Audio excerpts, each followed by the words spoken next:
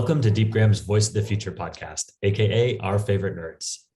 At DeepGram, we are obsessed with voice, and this podcast is our exploration of the exciting emerging world of voice technology.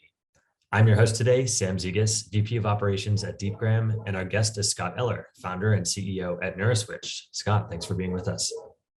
Thanks for having me, Sam. Really appreciate it. Awesome. Well, Scott, this is Our Favorite Nerds. So my first question is always, why don't you tell us a little bit about what kind of nerd you are?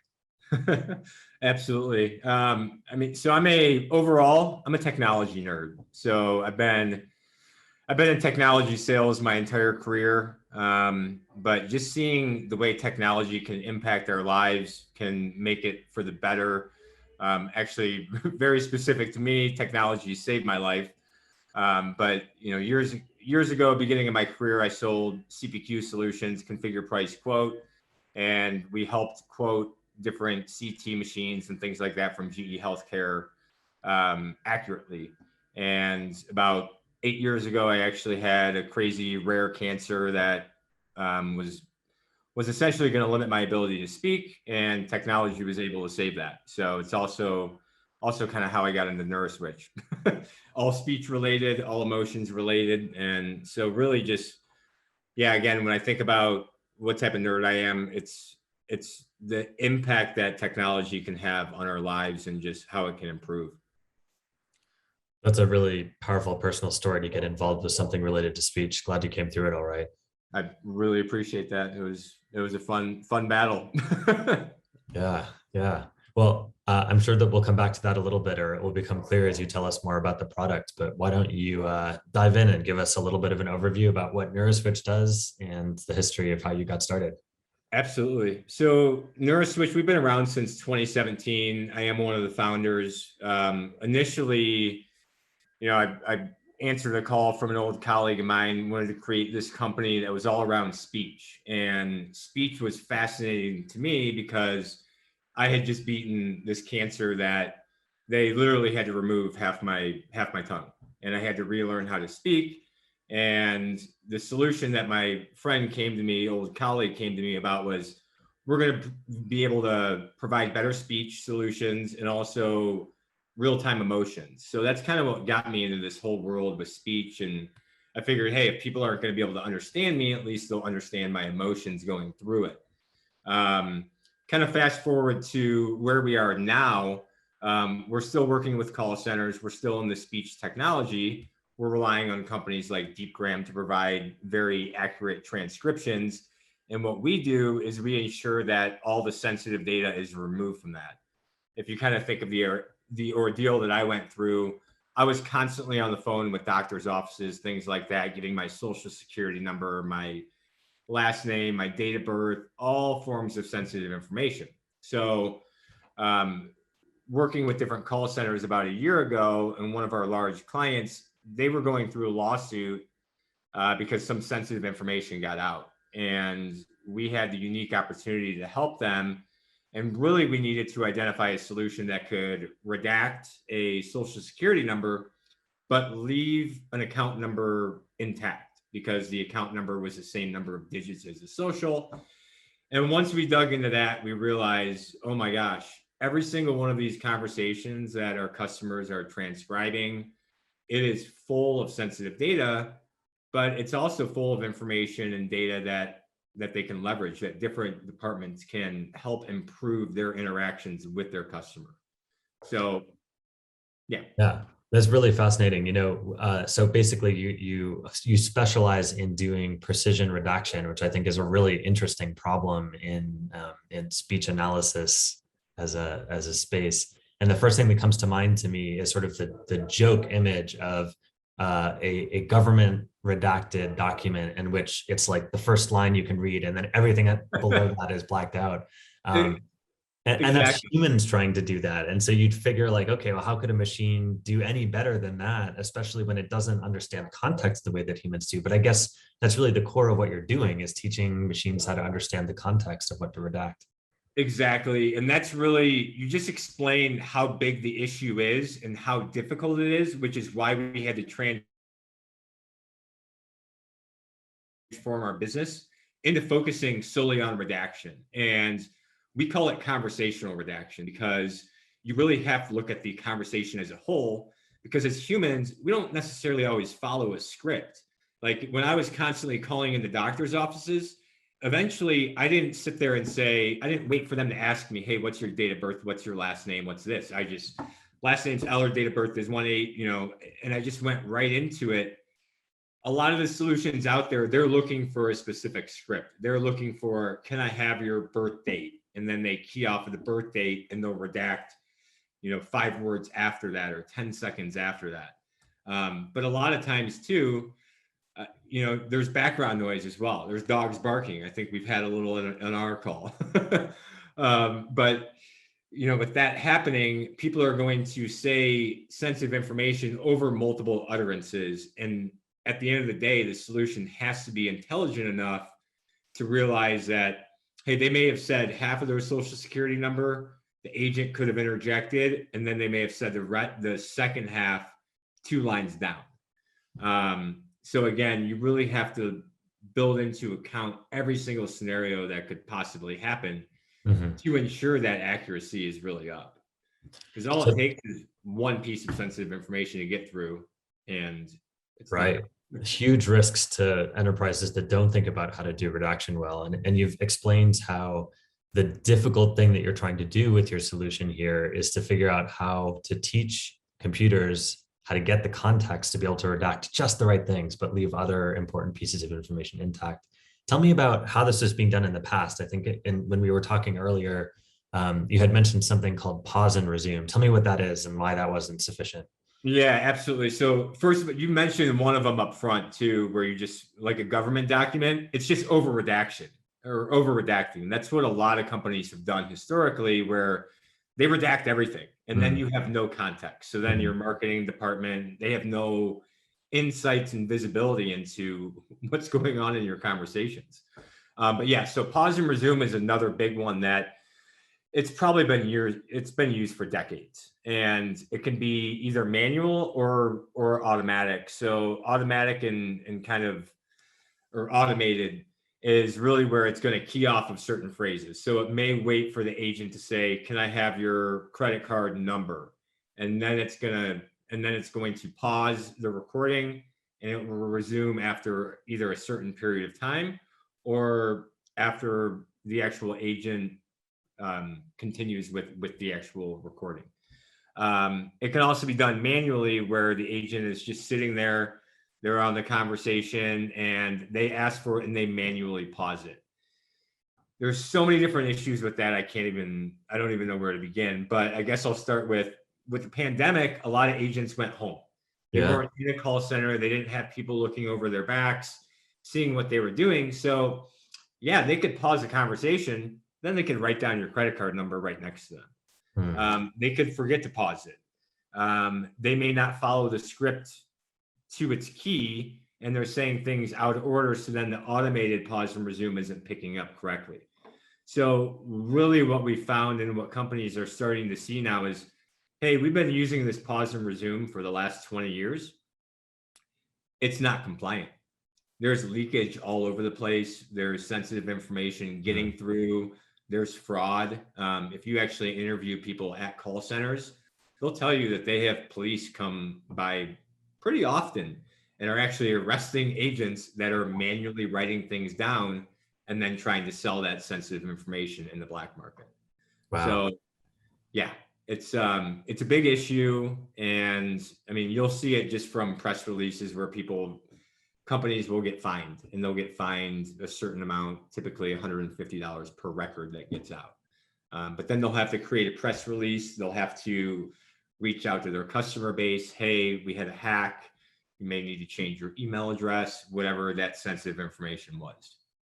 So there are a couple of different kinds of problems that come from having an inadequate redaction service. One of them is that it could be over redacted and then a lot of useful information is being removed. Another is that the redaction solution, something like pause and resume, leaves room for a lot of leakage, and then you can get people abusing systems like that. I guess companies that don't tackle these problems then are facing brand and trust image or damage to trust and to their brand image.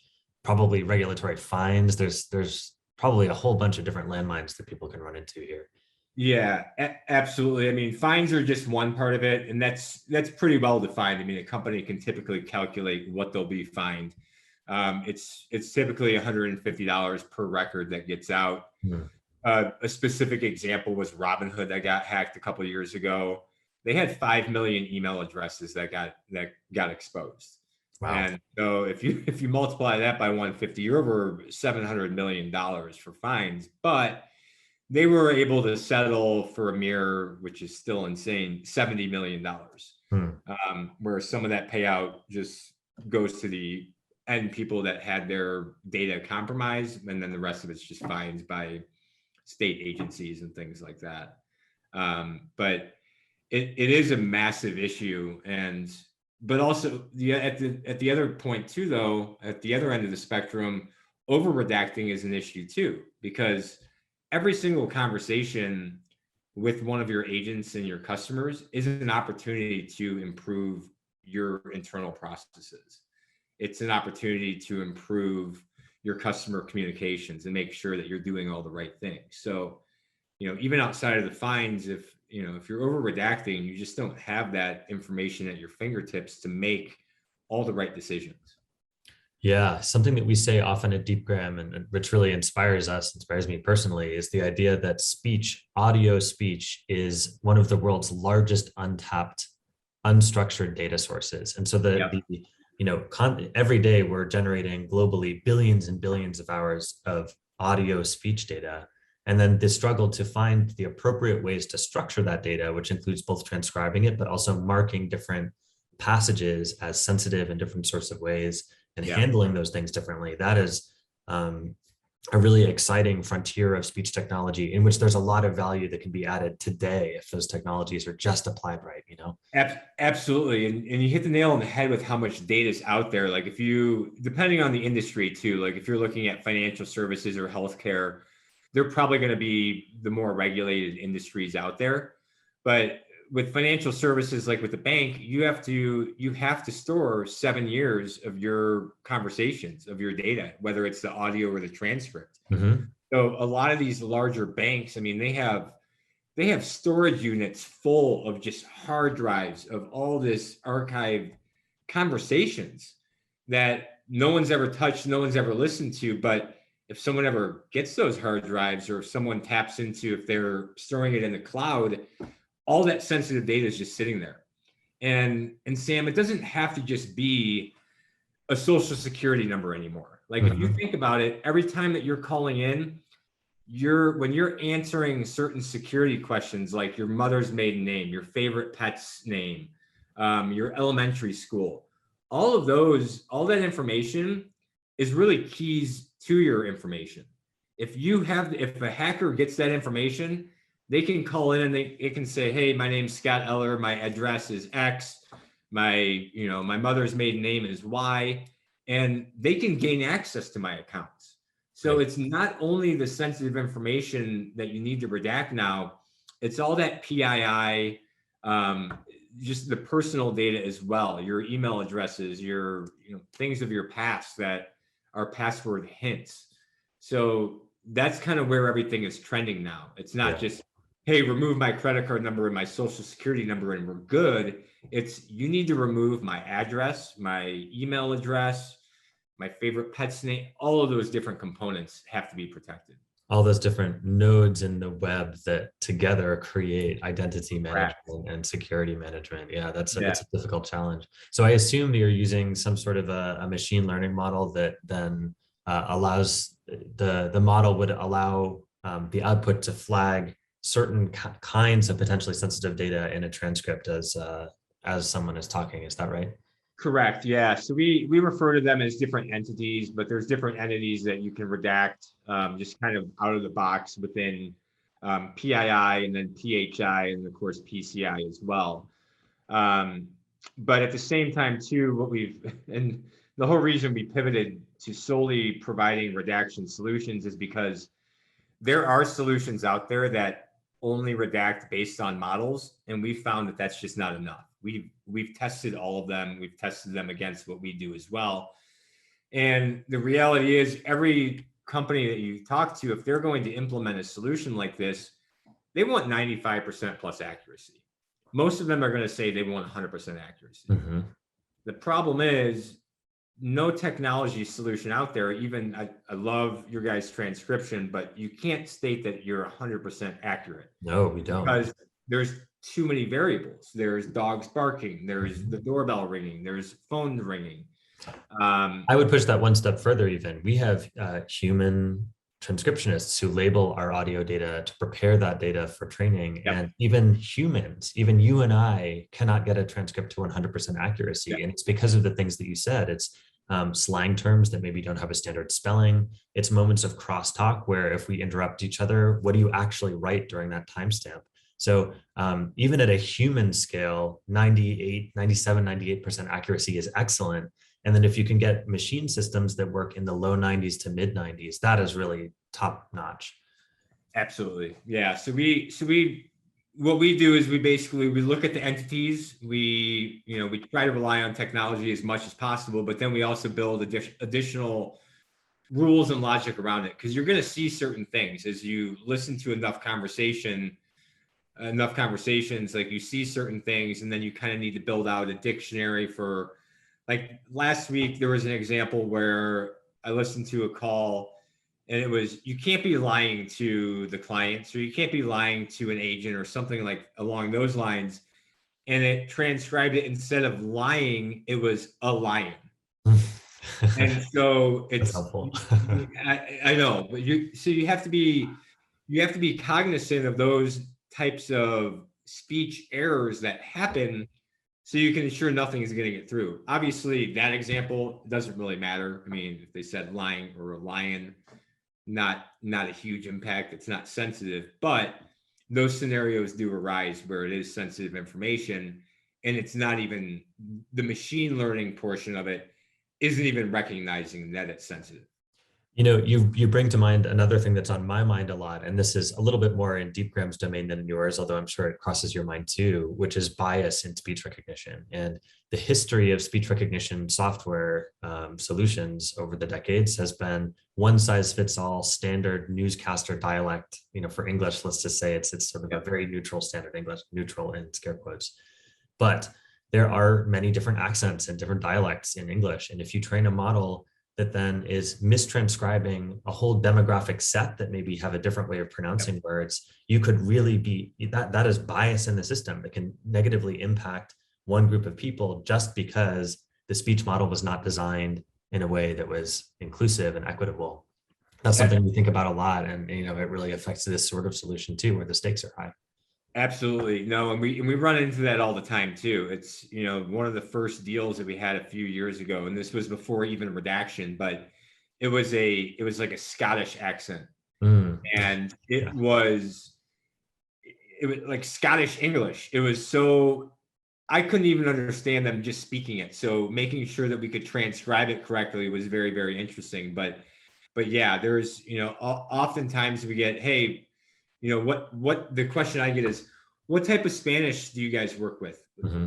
What do you mean? It's Spanish. And then it's like, no, there's Mexican Spanish, and then there's Latin American. There's all sorts of different types of Spanish. And it's exactly what you just keyed in on, which is people speak differently in different areas, and you need to have a solution that's flexible enough to be able to handle that. Yeah. Oh, there's so much to say there. I won't go down that rabbit hole, but anybody we'll be here all day on social media. Yeah.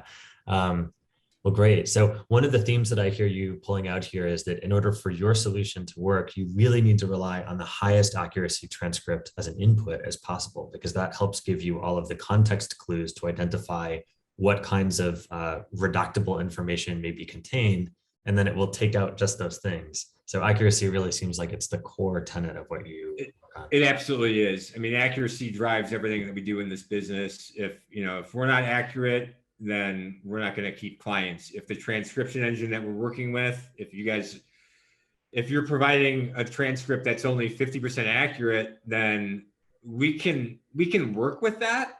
And by the way, you guys would never do that, but we can work with it. But the professional services around actually ensuring that is accurate would be a training nightmare.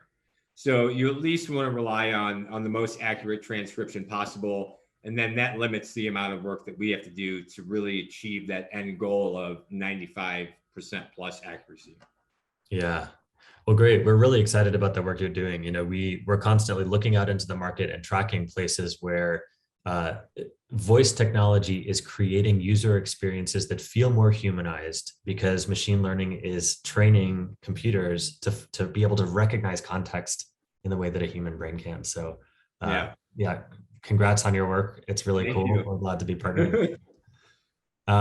So before we go here, at the end of every episode, I always take a minute to remind people just how far we've come with technology and how much we have to look forward to in the next decade.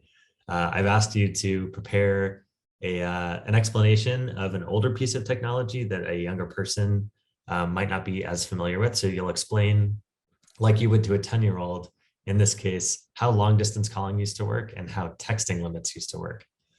Yeah, so really fun one. And actually, I love this topic. It's really cool that you guys are doing this. But from just examples from when I was a bit younger, got my first cell phone, trying to tell a 10-year-old that, hey, here's your phone, text, do whatever you want.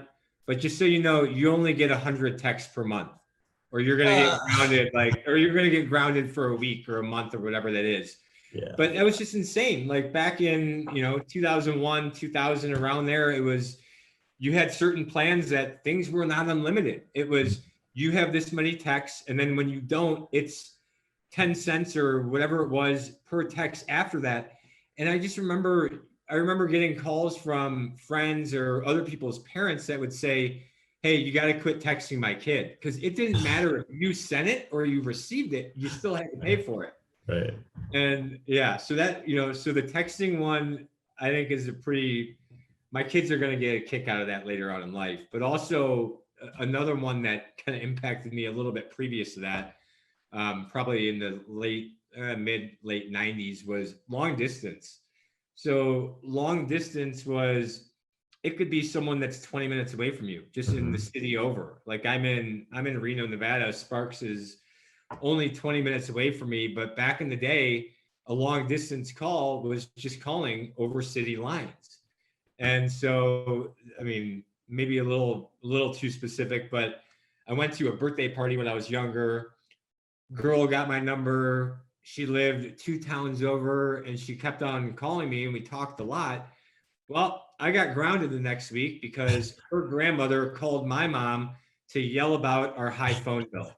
And how was I to know that we were long distance, being 20 minutes away, and that both of our parents were going to get this massive bill just because we were having a normal conversation?